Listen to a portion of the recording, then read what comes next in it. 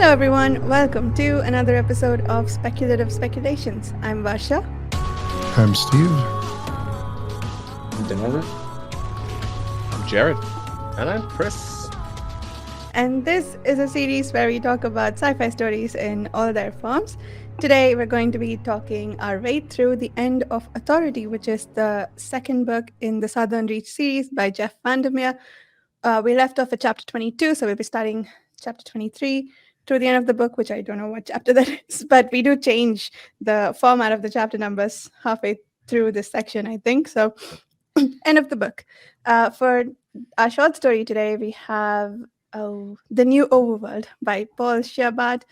Next week, we're going to be kicking off Acceptance, the third book in the Southern Reach series, with the first section, which is called, has something to do with light. I just looked it up. Range light. We're going to be reading through the end of that section, which covers about 154 pages or up to chapter 10. But each section has its own set of chapters. So we're going to the end of the first section. And the short story for next week is Elements of Pataphysics, which has equations and has got Chris all excited about that. And me, if I'm being honest. And not Steve. And not Steve. By Alfred Jarry.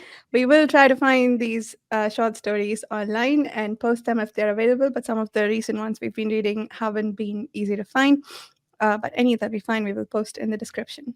So with that, we go into the end of Authority. We start with Control discovering Whitby's little corner and leading to an extremely creepy scene.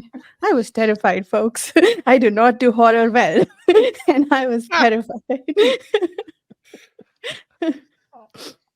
Control handled it Part well, is- I have to say. Yeah. Yeah. I remember reading it the first time, and it was like one of the. It's one of the most creepy things I've read. When he feels the breath on his back, it's like it just makes you shiver. Yeah. It's very effective. It really is. And the layers of the revelation too, right? First, there is a breeze. Oh no, it's someone breathing. Did they come here while he was in there? No, he's been there the whole time. And he's not just standing behind him, he is like smushed into a corner and he's breathing down on him from there. He was like Chris on a, is showing on a us how. shelf, right? He was like Yeah, on a shelf, yeah. I was like, Yes. Like it's almost like if you see a face in a jar, it's that level of creepy, that description. And I was again like I was able to picture all of it. When I'm not a visual reader, so when I'm able to picture things, it's a big deal. Like those descriptions are really working.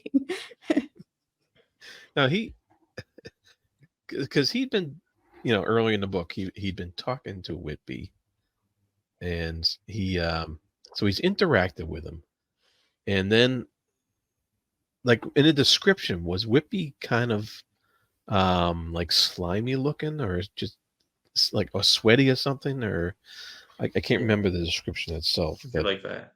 he was definitely creepy looking.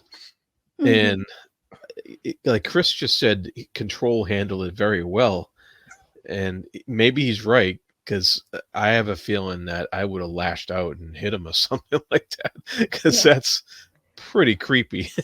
And like, what is wrong with you, dude? What are you doing?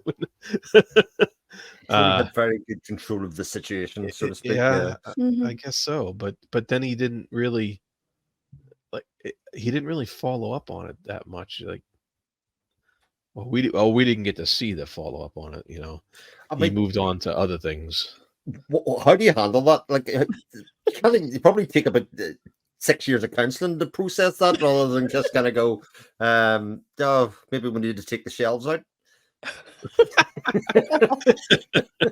I mean, Yeah, his response afterwards was, "How do I fire Whitby kindly?" right, yeah. I know that's that took some control in his part, I think, because Yeah. I think anybody else would have been kind of freaked out by that. I'm lot. running for the door out the building to the next stop. But I think the great part of it is, and again, it's one of those cases where we stopped at like the perfect time. We talked about it being like a cliffhanger extraordinaire at the time, but when he goes up the stairs, we as the reader are fascinated by what's in the room and on the wall. So just like Control, we're like, we're going to get something from the wall here. And we're sort of not concerned about the breeze behind us in some ways until it's kind of unavoidable to a certain point where it's like, and especially like the biggest creepy part of it is when he touches the back of his head like that. I was just like, it's like that is a whole next level of creep. Inappropriate touching of an extraordinary level. I'd forgotten about I think, right? Yeah. Yeah. Like Whitby petting Control. Just, oh my God. Good boy. Yeah. It's almost like he's not human at this point. You know, it feels like some really terrifying animal is petting you ever so gently. What do you think actually is going on with him? Because we don't actually get an explanation, right? Yeah. I mean, I suspect it has something to do with some kind of Area X contamination, but I can't confirm that. And that's what I mean about what's Control. You know, what he would have done about it, because like, I don't know, I just feel like there should have been kind of some kind of shutdown or something, or alert, or somebody get in there and grab this guy and start running some tests or something, like there should have been some kind of red button pushed, like, all right, this guy's going off the deep end. We gotta bring in somebody. And I didn't feel any resolution towards the Whitby situation, because like I said, Control moved on to other things right away after he left him. Yeah, his entire focus seemed to be on like removing him from the premises somehow, which, yeah, and now that I think of it, seems to be a bit of a strange reaction. You're right. Like, why not try to get to the bottom of it? One possible explanation I have is just he's so terrified with the whole situation. He doesn't want to think about it. He'd rather just have it move far away from him and not deal with it. Yeah, But he definitely has other stuff on his mind. I get that, but mhm, it yeah. was just I think what's interesting about it is we have seen that behavior is sort of what happened inside Area X within Annihilation, right? But that seemed to be like a degradation over time. Things slipped, and people didn't recover from that.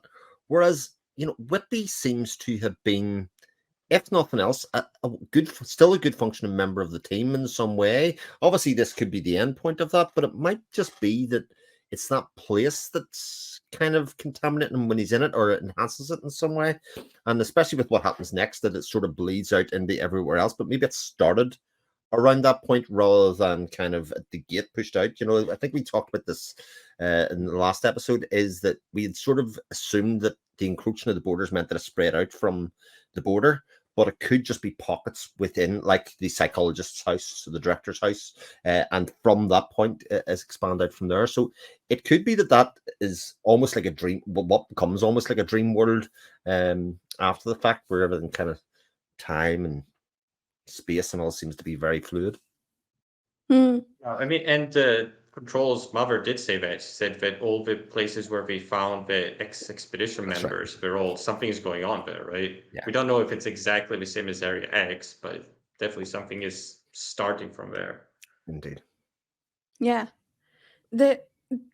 I think to your question about what might be going on with Whitby, Dan, I think the book that he wrote on the terroir or terror, however you say it, that Terroir? terror, he hasn't been to Area X as far as we know, but I think Control, whenever he tries to read it, creeps him out and has almost the same effect on him that the crawler's words do. And I think I'm wondering if his research into this, like into figuring out Area X, just understanding Area X, is getting contaminated by it. So therefore, and that's what happened to Whitby. He hit on the right theory on what's going on with Area X, and so he became a portal into or out of Area X. That That, I mean, like the snippets that we got of Control reading Terror, that Mm. his book, that seemed to suggest that that was the source of contamination for Whitby, but we don't know. We still don't know what's going on. In terms of what he saw there, there were a few interesting aspects to that. One, Control seemed to be attached to some sort of sea creature, with aligns big time with all the dreams that he's been seeing of himself in the ocean, of looking down at sea creatures from the top of the lighthouse and so on. It's almost like Whitby's aware of Control's dream somehow. Or the other way around, that his drawing here like this is contaminating Control's mind. And then there are words, I think, around all the drawings, which again, like this recurrence of the language and how it terrifies and terrorizes everyone. I think that's really fascinating. And we keep coming back to that question of the crawler's words, are they influencing the world around, or is what the crawler's writing being informed by the words that are being supplied to Area X from all these other sources? Who knows? That's interesting. That's very interesting. Well, sorry. Can Yeah. you clarify one thing that I forgot? Is Control going to the extractor's house in the previous discussion that I didn't come to? Okay. Yes. So he And was had been also there. the viewing of the tape was also in the previous discussion, right? Indeed. Right, Okay. yeah. Yeah.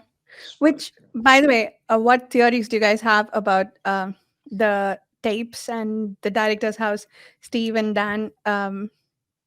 I think we discussed some ideas last time about what it is that Control may have seen in the videos, but it's unclear, right? There are some suggestions, but mostly we don't know what he saw that terrified him so much. So, do you guys have ideas or thoughts? One thing which I think is interesting, is that the end shots when we see the camera soaring above everything, it's like very similar to the ending of the first book, right? When we see it's sort of like, again, like we're seeing everything above, and she's sort of like soaring above, right? Yeah.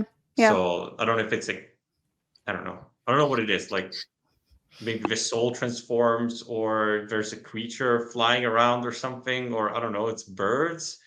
Yeah. Who knows? We don't know. But I like it that it's sort of like they don't describe it. It's more like, horrors beyond comprehension sort of thing. Yeah. Because, the more you describe it, the less horror it becomes. What did you think of the fact that the doppelganger, they knew from the first expedition that they have doppelgangers, and that whoever's coming out is maybe not necessarily the same person who went in? I guess the director knew that. We knew that when she told the biologist, but this seems to be pretty blatant that they send people in knowing that doppelgangers exist in this Area X. Do they know it for sure? Like So the actual organization, not just the director? yeah, the video, it had the leader of that expedition, it had copies of her that were talking to each other, or like they were both repeating after each other. So I guess Yeah, but I don't know if And there was wider, ever link that showed that, like, they think this is what's happening with the people that leave Area X, or more this is just some of the horrors that happened to the first expedition. Because they also say that stuff that happened in the first expedition didn't happen again. It was like different. Yeah, that's fair. It's possible that the doppelgangers only exist within the scope of Area X. It's not likely that maybe the real ones have been coming out. Yeah, that's fair. Well, did we learn, was wasn't it the biologist's husband? Wasn't he a doppelganger when he That's came pretty out? much suspected Yeah, that they he think came they're out. all doppelgangers. Yeah. That we know from his journal, though. So Right. yeah, we don't know who read the No, journal so far. Oh, we I don't don't know think who they read the know journals. that. Right. Yeah. Okay. Right. Yeah. Right. That's true. Yep. I think. Yeah. And I think the only one that knows, like the only doppelganger that knows that they are doppelganger, is the biologist, right? Yes. We don't know why that is, but Right. Well, We don't. she's also the person that we know best because we've obviously had the narrative point of view from her. So actually seeing her in second, third person being interviewed, you can see we get that difference. So other people might have known, for instance, like there has been that detachment that obviously when the husband came back, he was detached before they went back into care. She basically got him taken away. So they might have known, but we never get that confirmed. And then the big thing is that the director probably knew everything the whole time, considering her background. You know, she was the one who was most aware of what was going on, regardless of her position at the time within the Southern Reach expedition, you know, and the organization. it still makes it a bit. It's like, okay, then why did the director still go? And then why is she coming back like that? I guess, right? Because she did come back. Yeah. I mean, maybe. Yeah.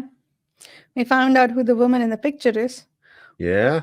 which I don't remember if we theorized about this, but it kind of had a creeping sensation that it might be her.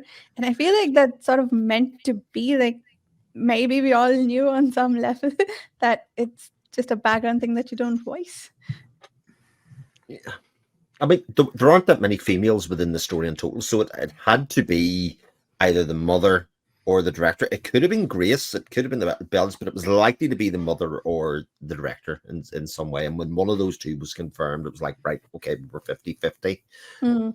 But having it confirmed, knowing it and thinking it, and then having it confirmed sort of unlocked, again, lots of those other questions for you at the same time, because if that definitely was her and she came out and went back in, was she a doppelganger when she came back out the first time? Was she a doppelganger the second time? Like, what has happened to her? And especially because we see her sort of die and disappear within the last expedition of the 11th expedition. It seems such a weird thing to say at that time. So, like, but she obviously knew what was going to happen, what was going to go on, and kind of by picking the biologist knew what she was doing. You know, it asks, getting some answers and knowing somebody has some answers actually makes the whole thing turn on its head then, in terms of it being random. Yeah. And probably some of it is also like, it depends. What did she see when she went alone into Area X, right? Yeah. I think that probably would explain some of the decisions that happened after, right? But I mean, someone must know, because if they probably did ask it. I mean, the assistant director doesn't exist anymore, so we can't ask her. I guess the only person that's left that would know would be Lowry, probably. So I'm sure he talked to her after she came back from the. Yeah, I would think maybe, yeah. Because I think they said that he sort of used his influence to make sure she wasn't punished or whatever. She remained the director, right? Something like that. So two fellow Area Xers helping each other. Yeah. Well, we now have 3, don't we? Could include the biologist then? So there's now 3 in the world that we know of, anyway. Right. And Lowry was specifically separating himself from Area X. He did not. He can't get close to it, but he can't quite escape it. And so he found an appropriate distance, is what was said in here. And you wonder, because as Control was reading through, you had Whippy's terroir, whatever that is, and you had the director's notes, and the director's notes were a lot more practical, stolid, and stuff like that.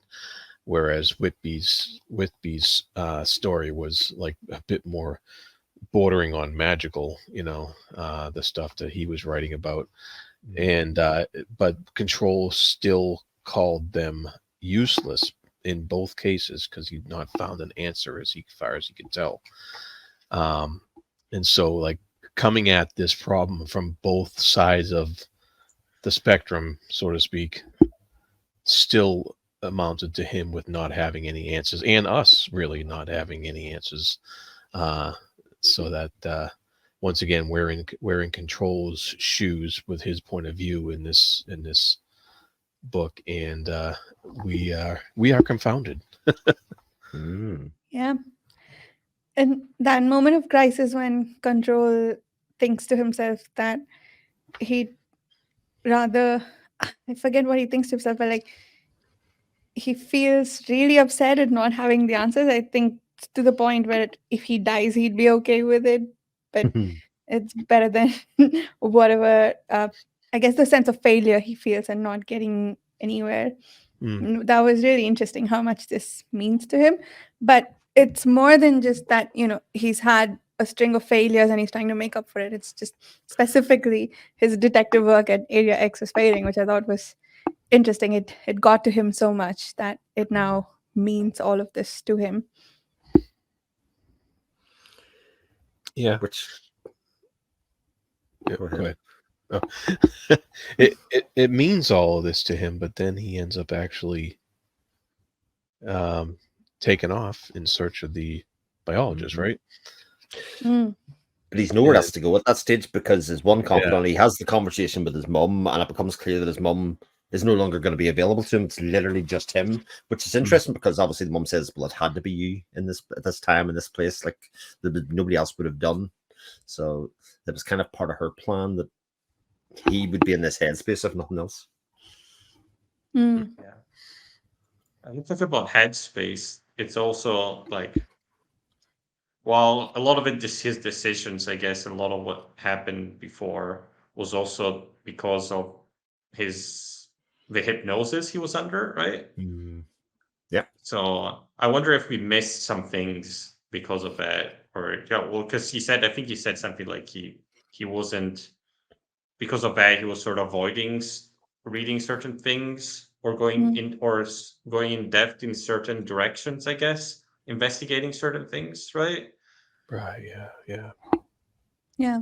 So That's right. and maybe it was. I wonder if it was, if that that smell he was smelling, if it also, does that have something to do with the hypnosis? Was it some weird interaction with hypnosis and Area X? I don't know. Interesting. Or was it also, why did that disappear when the Area X expanded too? Right, it's another question. Oh yeah.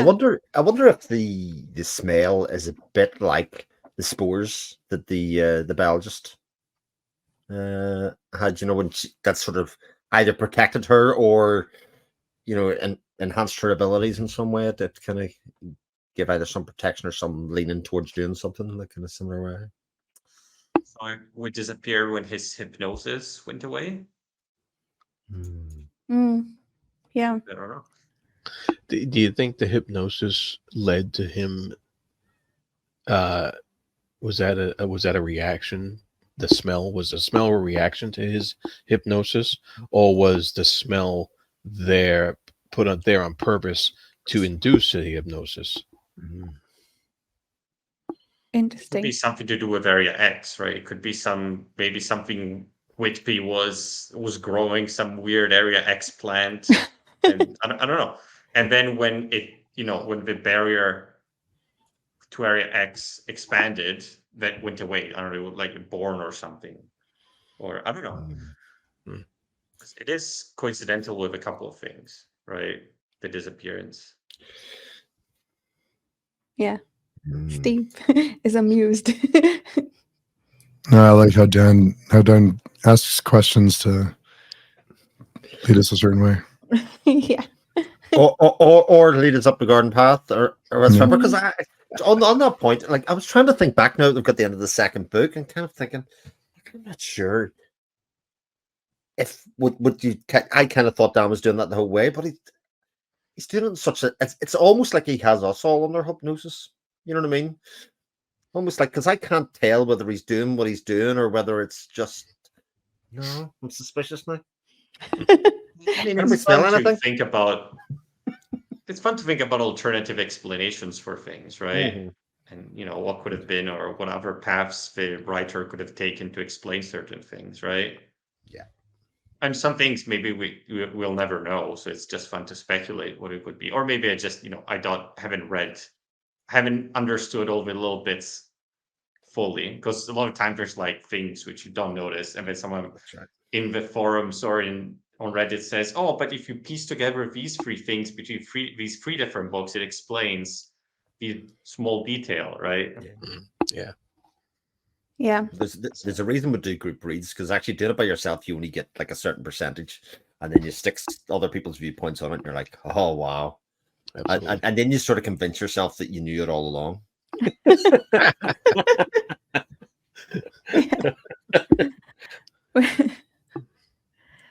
That's funny.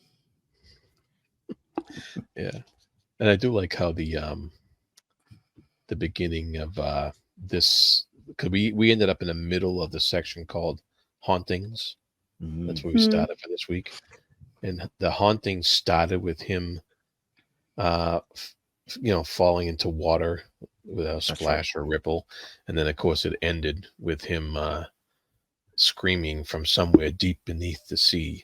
So it wrapped up that haunting section beautifully, and then the last section of the book is called Afterlife, which of course relates to we've been talking about this like, what is Area X, and so how is it related to Earth and everything else, and it just raises questions. And this section called Afterlife has no chapters. It's just, there's no chapter numbers. It's just one section, that's it. And I found that a very interesting method of story delivery here. The Afterlife was sort of referring to the new biologist's life, that now she's taking sort of control of her life. So this is her life after her life. Yeah, that's very good. That makes sense. It definitely can have plenty of different meanings, I think. Lay it into here. Like that last section could be interpreted as control dying and then like emerging alive somewhere and dealing with the aftermath or the afterlife of the Area X invasion, increasing the borders and expanding into multiple places.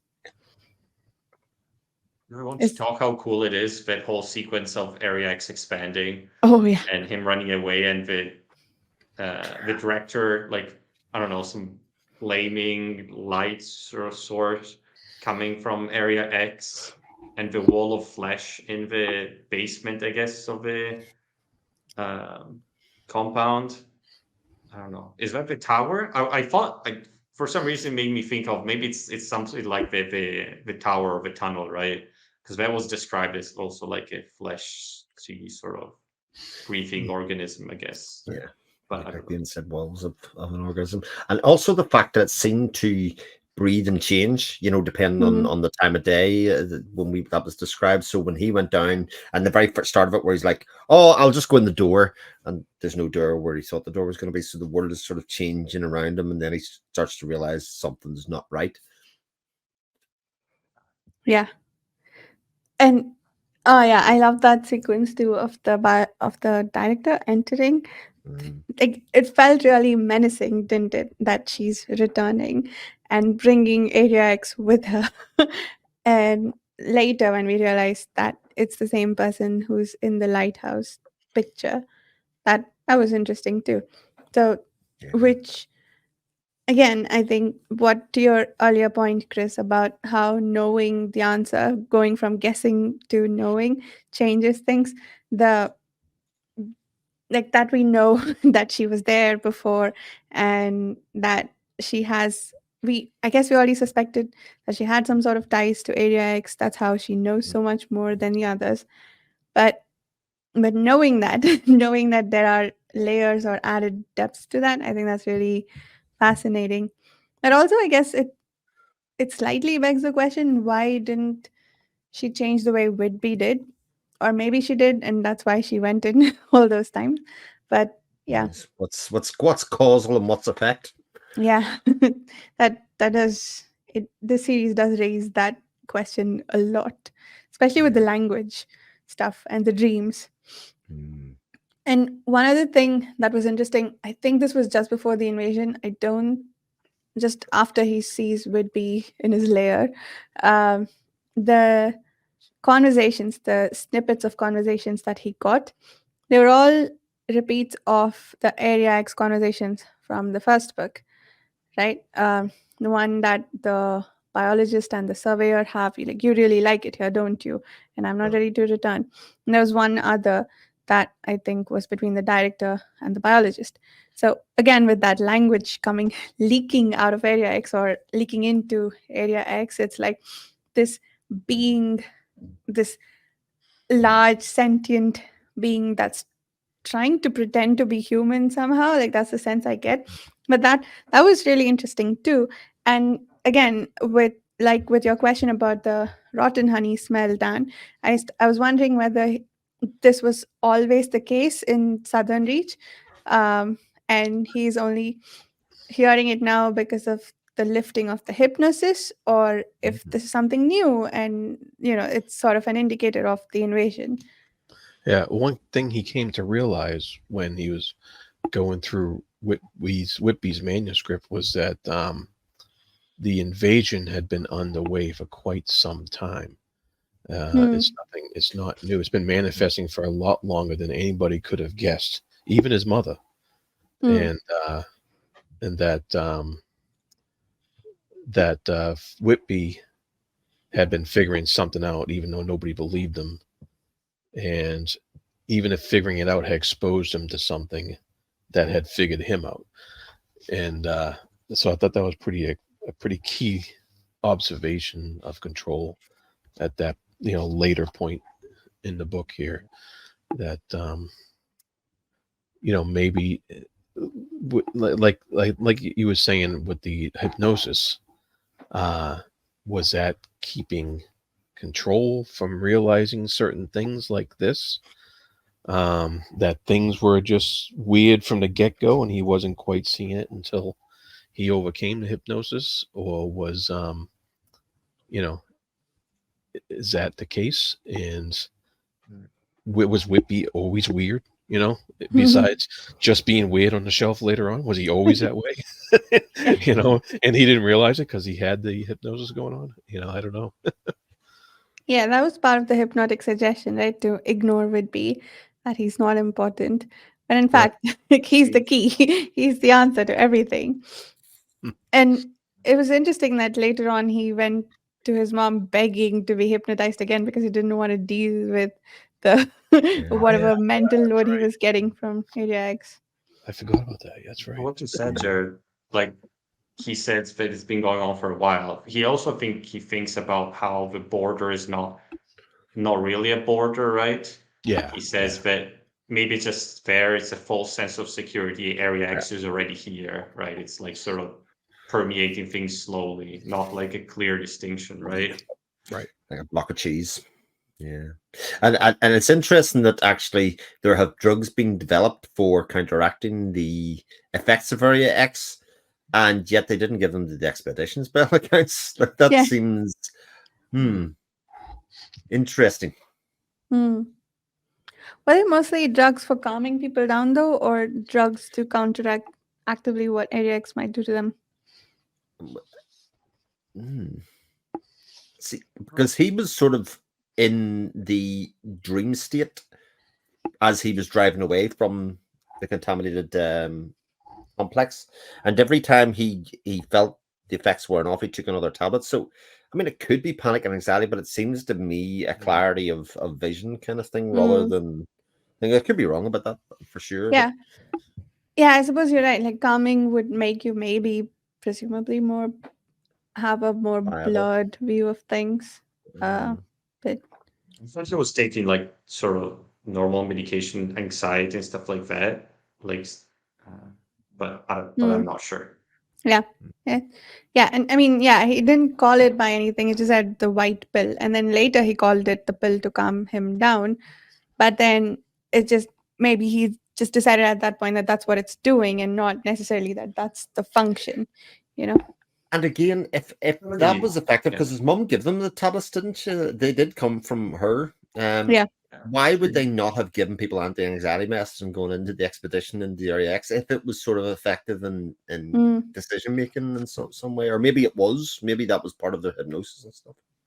In placebo, it's just that like a placebo activated, like the hypnosis, it helps, make him calm down. It's just sort of like an object to fixate this sort of calming down on, which is a bit more clear than just, I guess, saying code words. I guess it's when he can't hear code words, maybe.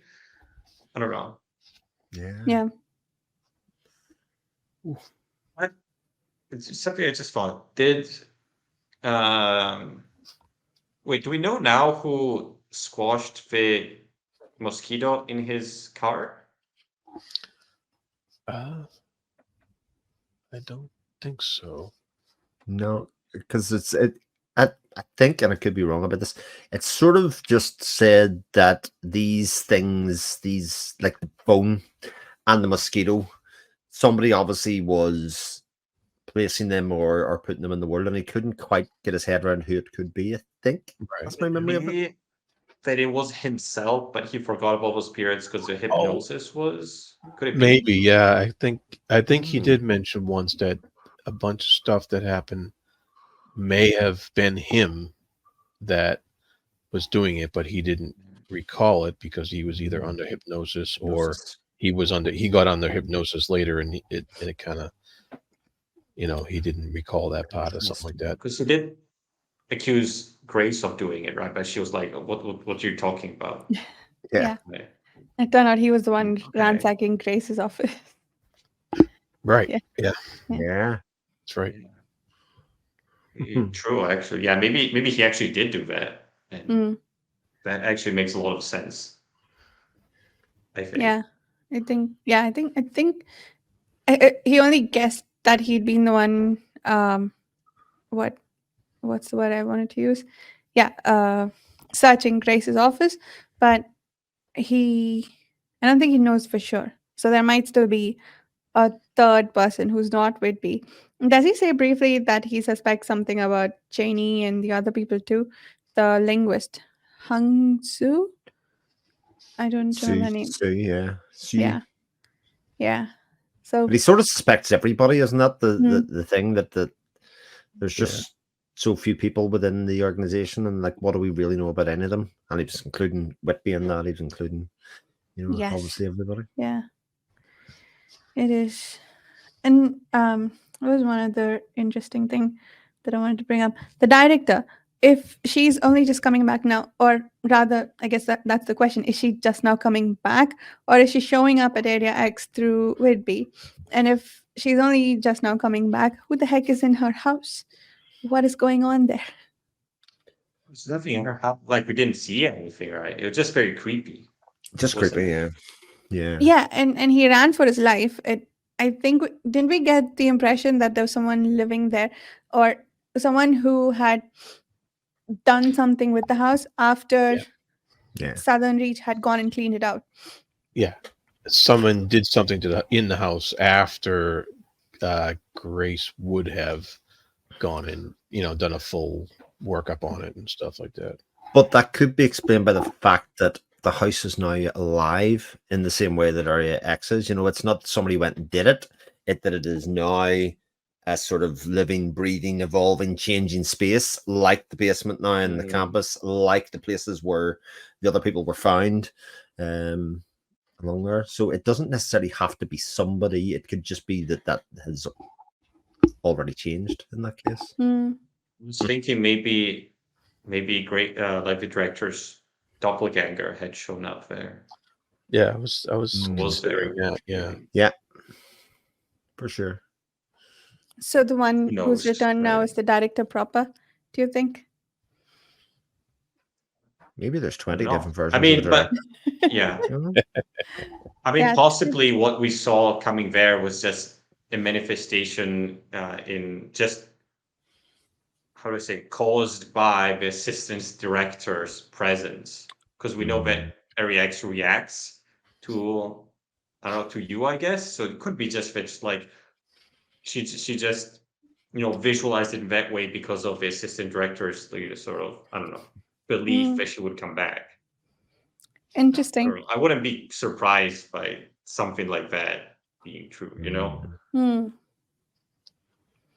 Does anyone else think the way the director was described when she was coming at Grace or towards Grace felt a lot like the description of the crawler with the light around, and is she becoming part of the crawler? It was the bell just it made me think of, when the bell just evolved at the end of Annihilation. That's what I thought of at that stage rather than the crawler. But then maybe that is all one and the same thing. Oh, yeah. That they all change eventually to become crawlers. Light or, yeah. Yeah. So I guess that brings up the other interesting question. Do you think that there are multiple tunnels / towers, each with their own crawler thing? Or did Control just somehow end up in the tower / tunnel that the biologist and the others were in? Yes. I don't know. Yeah. I mean, as you probably suspected at the time, it is definitely a case of the more the actual less that in this. It's definitely we get tons of answers in this book, like absolutely loads of them, and again to a lot of the questions that we wanted answers to, and yet we're sort of no further on. Taking a more meta approach to this, I guess. A lot of the time, books like fantasy book and science fiction books take this approach of like, I built this thing, which is very interesting idea. Now I'm explaining it, and it becomes sort of systematic. Oh, there's like many towers, and there's like everyone becomes thing, right? And I like it because for now, like this book is very much the opposite, in sort of everything that happens is kind of new and different, and there doesn't seem to be a system to it, right? So it's sort of like, I don't know. It's no, I agree with that. It's definitely like Chris has been saying all along. The more answers we do get, the more it raises 3 more questions, and so there's no definite. Yep, this is it, and we're moving on to the next plot point or whatever. It's definitely it seems like at the end of the book, he takes off, he jumps in the pool right after the biologist. But it seems like we could now go back to the first book, and it feels like he could tell the first book's story from another character's completely different perspective, and we would get a completely different story out of it, and a different, because it's so, the first book is so in the biologist's head that you just get this feeling that there's like 20 different stories going along concurrent with her story that adds to the layers of mystery of this Area X. And so I feel like we've gotten so little of what the possibilities are here. It makes me wonder if that's how we're going. We got one more book to read for now, and it makes me wonder if we're just going to end up with another cool story out of this third book and still have a whole bunch of questions and keep the mystery alive, or if we're gonna get some answers. And I wouldn't be disappointed in either one, really, because it's fun. It's a lot of fun. So what do you think for the next one? Do you think we're going to continue where we left off, or do you think we're going to get a third point of view? Oh, I'm definitely leaning toward another point of view. I have an odd feeling the third book's going to take another U-turn. Yeah, I thought all along it was going to be the mother we were going to get the point of view of. I'm not so sure anymore. I think we might, or what would be very interesting would be to go back in time to the Lighthouse Keeper. I think that would be, and see the relationship and see the director back at that stage, or at least have a 2-pronged timeline, of something happening now and then the past and kind of goes to. I think that would be super interesting, but maybe that also would be super interesting for a fourth book as well. They haven't told the story, you know. The next book is called Acceptance, which is, I don't know, A word beginning very with A. interesting. Yes, that too. But authority also, I guess Annihilation, we kind of found out at least one significance of it. That Mhm. was the word that the psychologist was using to ask the biologist to self-destruct. And I guess in some ways the biologist has lost herself into Area X. Authority is that, exercising controlled authority to do investigation and trying to establish said authority, or is it, I Mhm. think the word was used somewhere in the book, but I'm forgetting now where it established the meaning of the title. But I yeah. interpret it as sort of the futility of trying to impose authority on like a natural phenomenon. That's how I interpret it. But again, it's just my interpretation. No, I like that though. And Yeah. acceptance has to be that extending the theory that Vandermeer is heading towards some ecological themes here, that humans accept that they've messed up, and now it's fine. Like if Area X takes over, Yeah, time for See, that something is else to what- deal with this, yeah. not humans. yeah, He did say that it is one of the themes of his books, like how people relate to environments, right, and Mm. ecosystems. So Cool. nice. yeah, Yeah. you can see that, right? Yep. Yeah. I have again a bit of an allusion to how similar this story is to another one, especially come the end of it. Is this story just not Alice in Wonderland? Wait. I've never read Alice in Wonderland, but let me But think. you've seen the movie, surely, right? So you think about Alice in Wonderland, obviously there's the holes that then go down. It's not just one place you can go in and out. But they can eat the cheese to make them bigger, smaller. There's a whole new set of rules in the Wonderland there that's almost like REX, and it evolves and changes with all the world around it. Now it's ecological, Alice in Wonderland, in terms of like using that, but it kind of reframed. I sort of thought that as soon as they kind of they're like jumped in hand into the hole at the end of it, I thought this is incredibly similar in some ways to that idea, if you don't, but then just becoming a portal fantasy of some sort. Never mind a science fiction book. I see him thinking about it and sort of being, like thinking, oh, how does that make me feel? Like I want to evoke certain things from it, maybe, right? The sense of weird and inexplicable, right?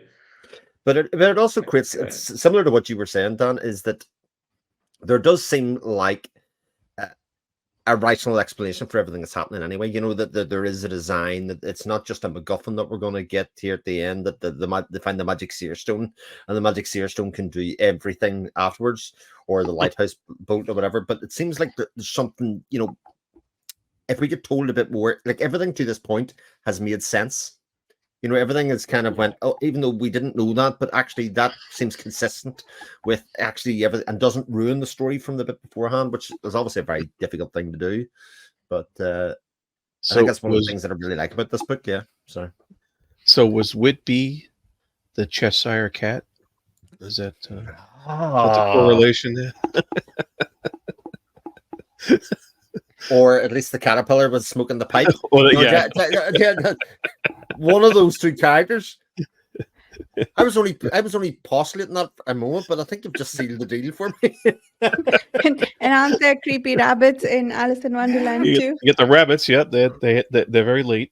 And the director's the Queen of Hearts. Off with their heads. Off their head. Oh man. What do you think, Steve? Alice in Wonderland, yeah who's or the Who's the Mad Hatter? I haven't thought of it that way, but I didn't even think about that. Kind of makes sense. It's not worth commenting on. No, I can't unsee the two people jumping together into the hole is like Alice going into Wonderland. Well, it means that the biologist is the white rabbit, right? Follow the white rabbit. So that is who is the Mad Hatter. The crawler. The crawler is the Mad Hatter.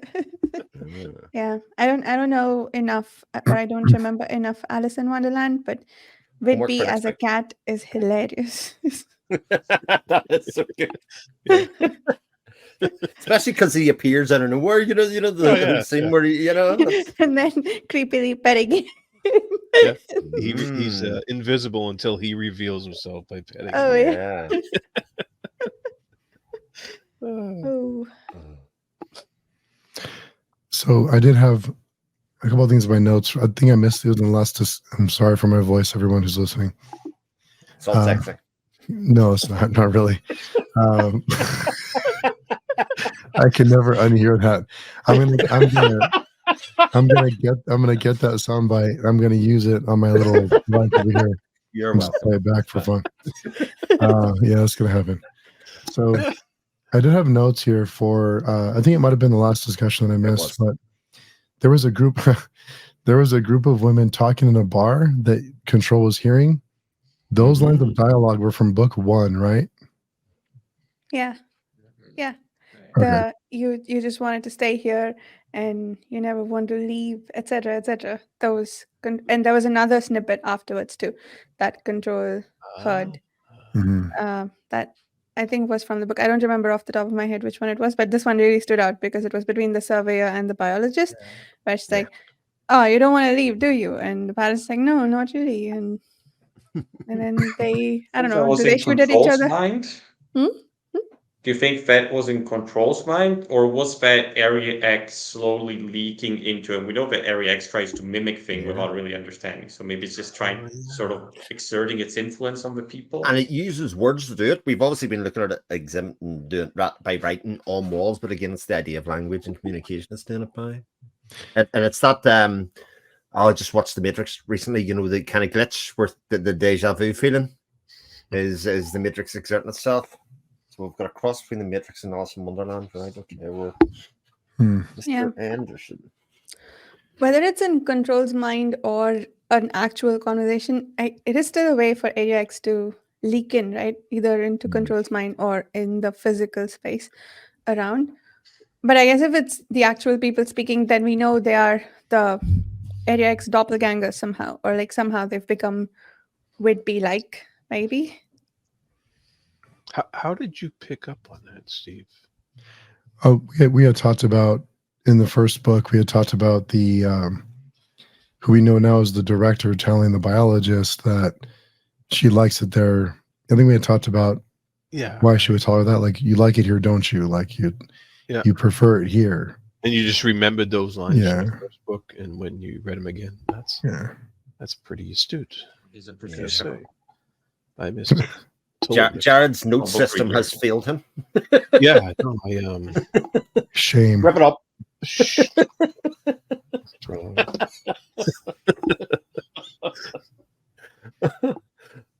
Dear. Right, next point, Steve. Yes. Yeah. Dan, do you have to take off? I'm sorry, I don't want to keep you. I have 5 more minutes. Oh, okay, good. Okay, I'll see if so. It doesn't seem like the contamination protocols are very tight at the Southern Reach facility. So I have to think that everyone's compromised, right? Everyone there has been compromised in some way. I think Control has been compromised, and I think that the biologist is manipulating, or Area X / the biologist is manipulating him. So I don't think he doesn't seem like the kind of person who would seek out someone like the biologist the way he did at the end and put himself at risk and can potentially spread whatever he's been contaminated with. So all this seems like he's just playing right into their hands, and I don't know what the end goal is, but it seems like they're just spreading Area X everywhere, and it doesn't seem like it's going to stop. Yeah, it seems very uncontrol-like. I mean, I totally agree with everything you said there, but the biologist does seem surprised to see him when he tracks her down. Doesn't it? Like, genuinely surprised rather than thing, but I do agree. Like, him having physical relationships, especially given his ways messed up in the past, seems odd. And there's something to that, because Steve's right. You're right, because there is a lot of lack of control for a government operation. Yeah. It doesn't really being in the, when you think about the real world now, there's, I'm just in a minor shop that does some government work every once in a while, and we get the magnifying glass put on us, like really bearing down, and we're nothing, and so, and this is a government run operation, and it just seems so casual how they go about things. And I don't know if that's just I don't know if that's just by design, or just just a or just he just wants to tell the story, but I think there is something to that. It's because it's the government and they managed to screw everything up. And I say that because I work for the government, so I can tell you they can fuck up a cup of coffee. I mean, they screw everything up. But Steve's right. And they do it the way they do it every single time, and that's by budget cuts. They basically understaff it. They kind of pull all the resources away from it and do that. And that's when it was a new operation, I think they talked about that earlier on in Authority, that it was kind of swimming with people and ideas, and all the best people were there. And it's literally just the handful left of the original people that are there now and control in the new bay. Yeah. Also, I think something we need to realize, but something we should think about is that, like, does Area X have an actual plan? Like, does it have consciousness? Is it doing something, or is it just being itself? Right? Well, it depends what you consider it to be. Is it a parasite? Is it a virus? Is it a living organism fighting for survival? Is it something that's looking to coexist, or reproduce, or whatever? So actually, the answer to those questions, I think, will tell you a lot about its goal, if you want, or its drive to succeed, or whether if it's properly sentient, and in that way, then it would be looking to coexist. But if it's not, then who knows? And with that, I will leave you to discuss the rest. Thanks, Dan. So See cryptic. you next week. Thanks for our You're discussion. the best, Tom. Very nice as always. Yeah. See you next week. You too. Bye. Bye. Bye. Okay, we And can say all the awful things about him now that he's gone. Will you do it in that voice and it'll sound really bad, because it's like you're auditioning for the next horror franchise. Steve Lives. That's pretty scary for sure.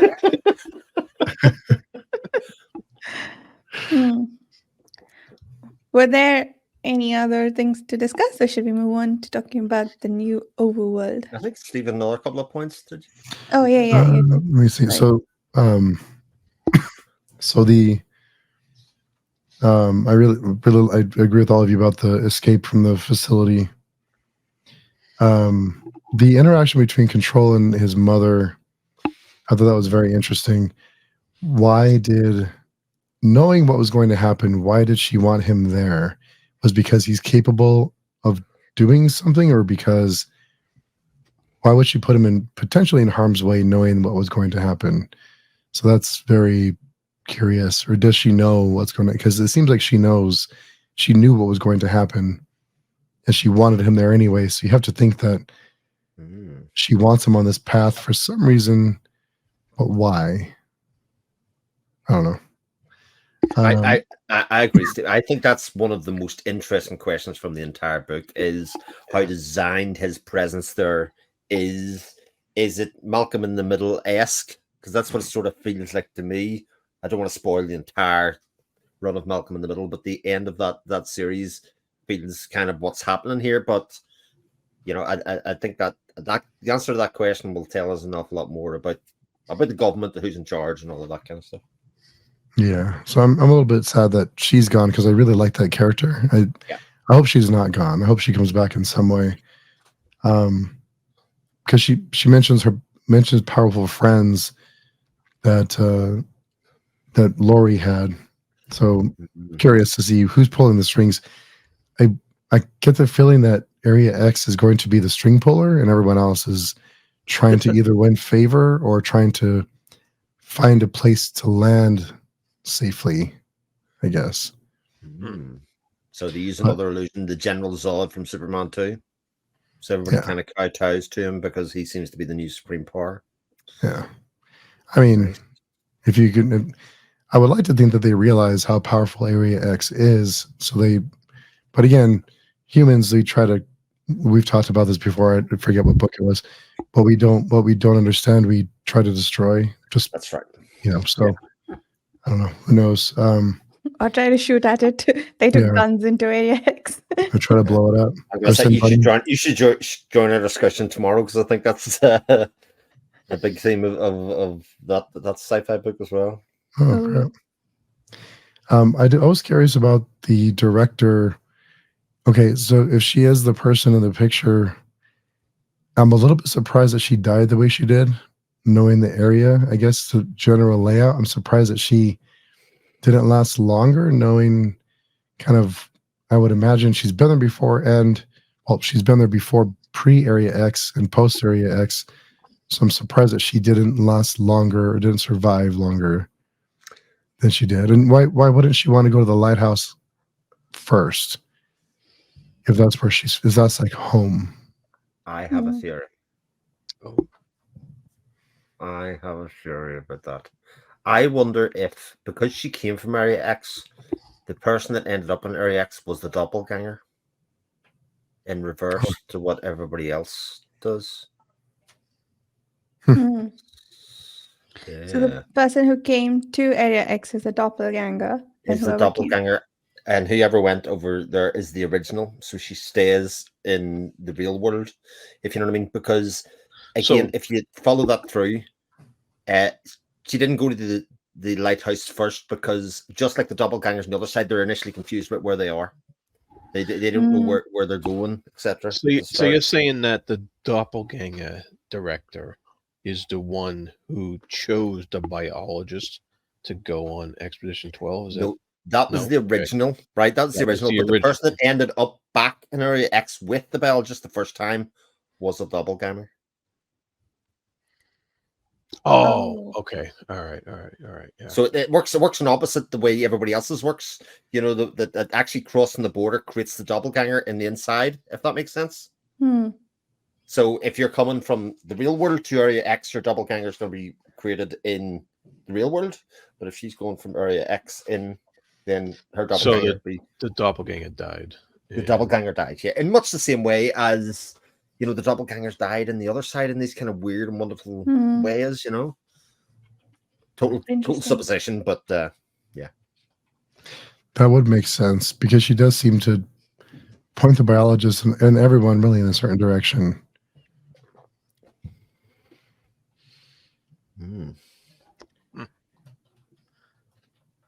Yeah.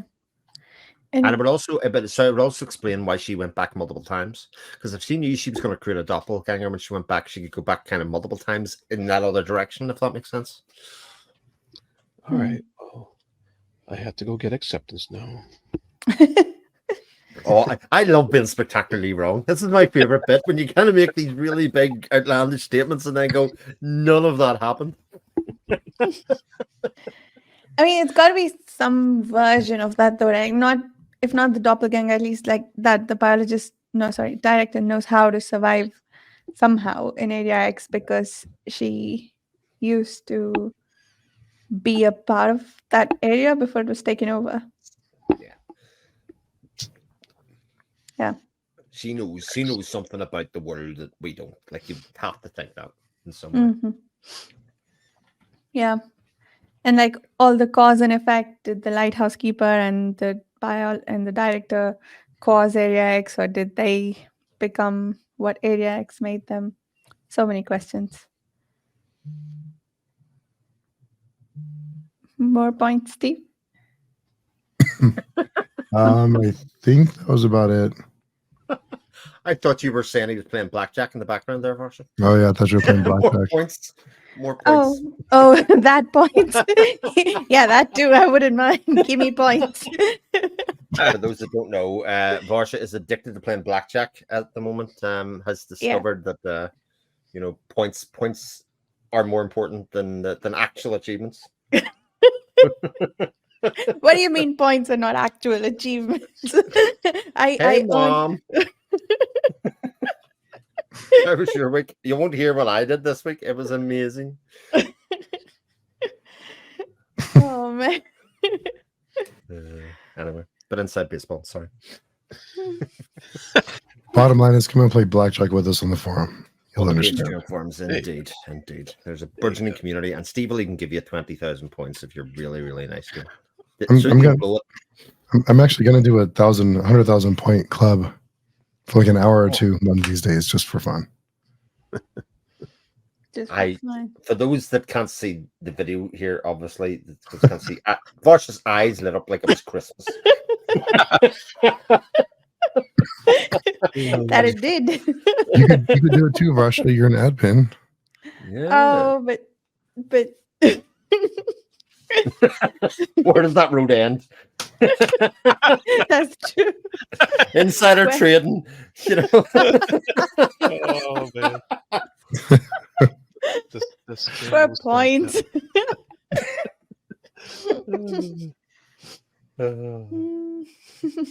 All right. So, the new Overworld. The new Overworld, our short story, indeed. The new Overworld is the shortest short story. Speaking about silly talk. There we go. Yeah.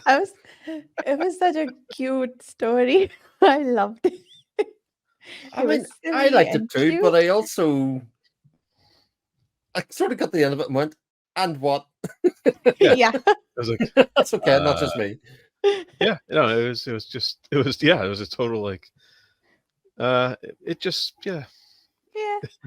Our bodies are constructed in a way that it just can't get too hot. The end. Yeah, that's it. Oh.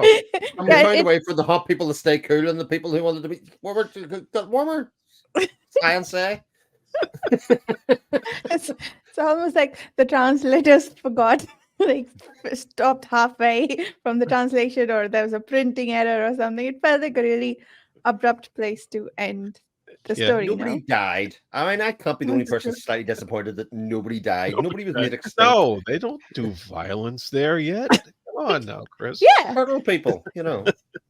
They're sweet Venetians, no, that's Venice. Venusians.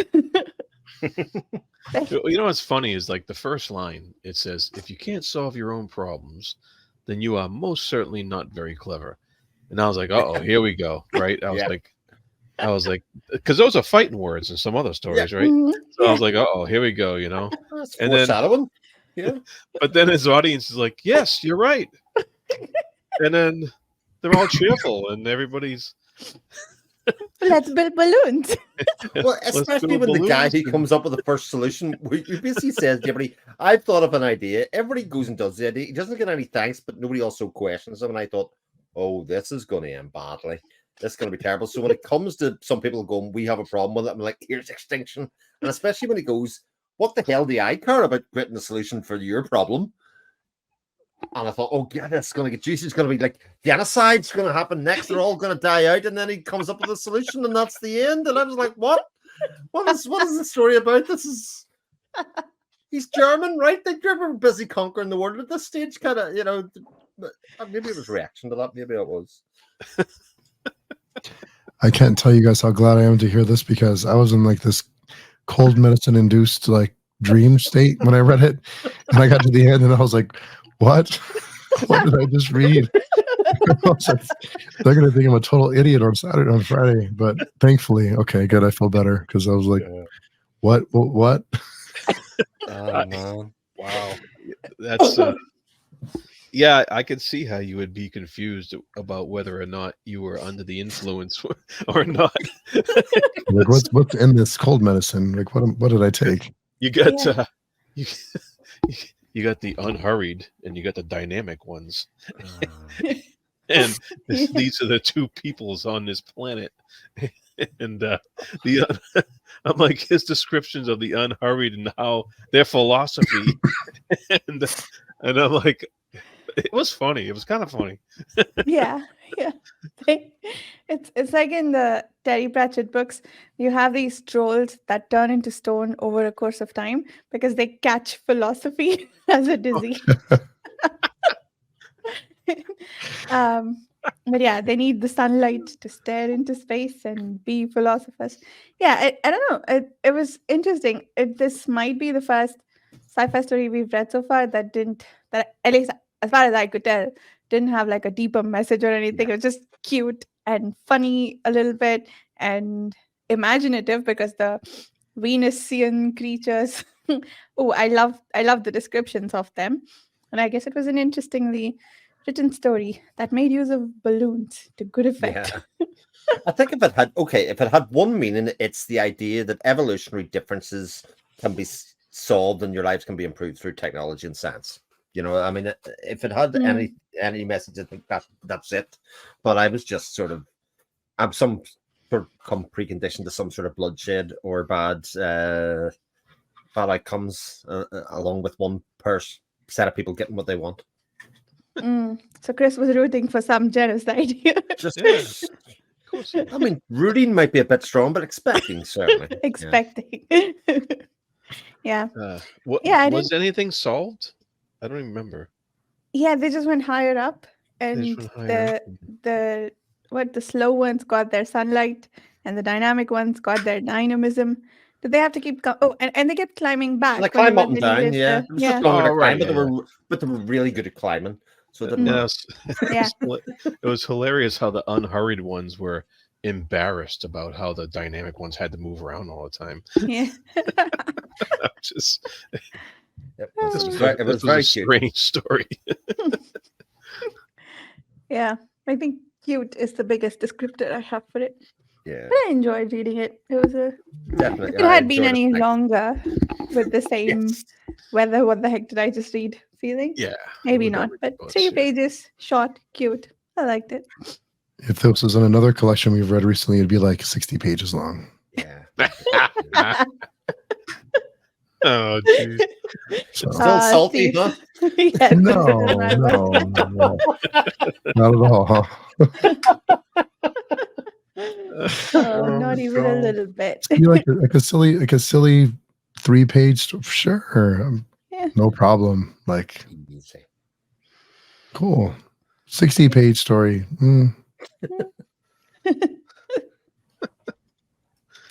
Oh, Boy. I digress. cool. I guess that's the end of that. Yeah, episode. That's pretty much it.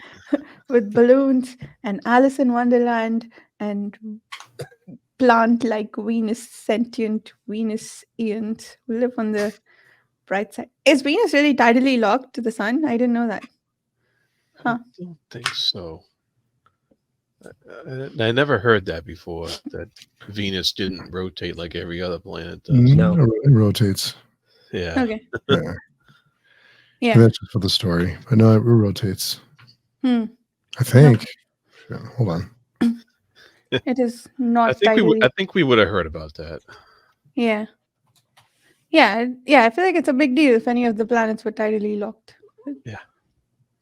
Okay. Good to know. Yeah, So you just made that up. it actually rotates clockwise.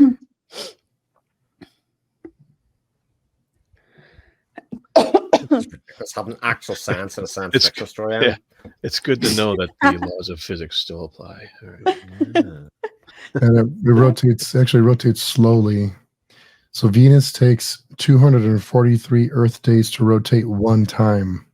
Okay. Hmm. That's It's because okay. of the sun's gravity. So that's cool. We learned something. So There we go. Okay. But there's no people with a bunch of It's arms like and legs 60 feeding off I'm the like core. 60 or 70 days old in Venus. Nice. be really hot though. Yeah. But you just don't live in the balloons. You just actually one You thing I can be did a really like is how they fed. They just grow really long hair, and the hair sinks into the soil. It goes into the core of the planet. They get fed, and as soon as they've had enough, the hair falls out. I mean, it's brilliant. I mean, why do we not do that? That seems perfect. And they only need to eat once a year or something, once every few years. Yeah, exactly right. Nobody worries about food. Yeah. No worries about food. No filet mignons. No, Oh, Maybe it's not so well. great. It's not so All right, forget about that then. great. Yeah, we're done. Jared's out. Yeah, I'm out. Yeah. Not playing. All right. And with that, oh yeah, I have to do the outro. Sorry. we will be reading Acceptance, the first part called Range Light or Light Range or something with light and range in it. The first section that goes to the end of chapter 10 of the first section.